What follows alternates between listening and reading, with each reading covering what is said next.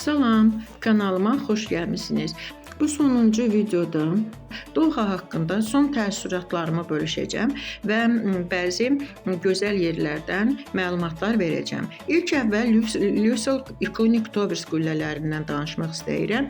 Bu bina Qətərin milli gerbindəki ənənəvi əyri ərəb qılıncından ilhamlanaraq tikilib. Bina bir-birinə baxan iki nəhəng qövs formalı qüllədən ibarətdir. Şəhərin uzaq nöqtələrindən belə aydın görünən, ölkənin gücünü, tarixini simvolizə edən bu bina gecə işıqlandırılması zamanı daha əzəmətli görünür. Doha Beynəlxalq Hava Limanı Hamad dünyanın ən rahat, modern və lüks tranzit mərkəzlərindən biridir. Terminalın daxilində yerləşən nəhəng tropikal bağ Zeorod Garden tranzit zonada yerləşdiyi üçün bütün beynəlxalq sərnişinlərə pulsuzdur. Onlar üçün düşünülüb, hava limanının hər yerində sürətli internet mövcuddur. Bu bağa limanda xidmət edən daxili qatarla da getmək sərfəlidir və daha az vaxt alır. Bu məkan təkcə gözləmə sahəsi deyil, həm də sərnişinlər üçün təbii bir istirahət mərkəzidir. Burada dincəlmək və təbiət mənzərələrindən zövq almaq mümkündür. Bağın sahəsi 6000 kvadrat metr ərazini əhatə edir.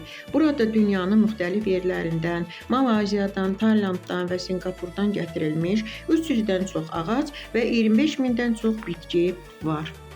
Bağın üzəri tor şəkilli xüsusi şüşə damla örtülüb ki, qapalı olduğu üçün bu təbii işığın içəri daxil olmasına və ağacların böyüməsinə şərait yaradır.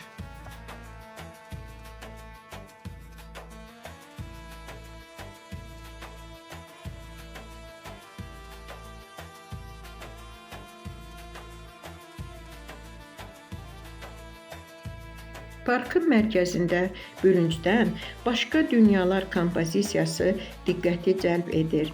Kompozisiyada insana bənzər nəhəng və kiçik fiqurlar, masa, oturacaqlar, müxtəlif əşyalar var.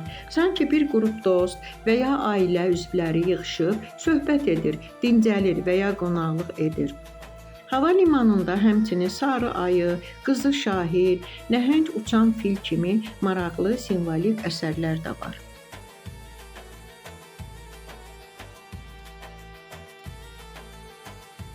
Bağın yuxarı hissəsində sərnişinlərin gəzə biləcəkləri körpülər var ki, oradan parkın bütün mənzərəsini yuxarıdan görmək olur. Bu bağda təbii quş və su səsləri sanki real meşədə gəzirsən kimi hisslərini verir. Ağacların dibindən və cığırların kənarından kiçik su fəvvarələri və şırnaqları duman şəklində su vurur. Bu təkcə vizual gözəllik üçün deyil, həm də bağda rütubət səviyyəsini saxlamaq və su səsləri ilə sərnişinlərin stresini azaltmaq üçündür.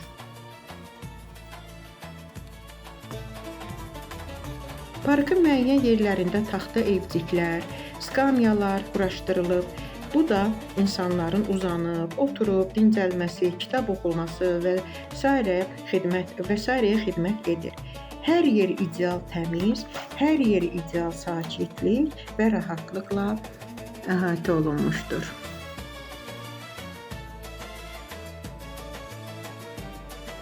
Bu bağ bizə xatırladır ki, dünya nə qədər sürətlə dövr və inkişaf etsə də, bir ağacın dibində, bir fiqurun və ya axan suyun yanında dayanıb, təbiəti dinləyərək, dərindən nəfəs almaq üçün həmişə zaman tapılmalıdır, nə qədər ki, zamanımız var.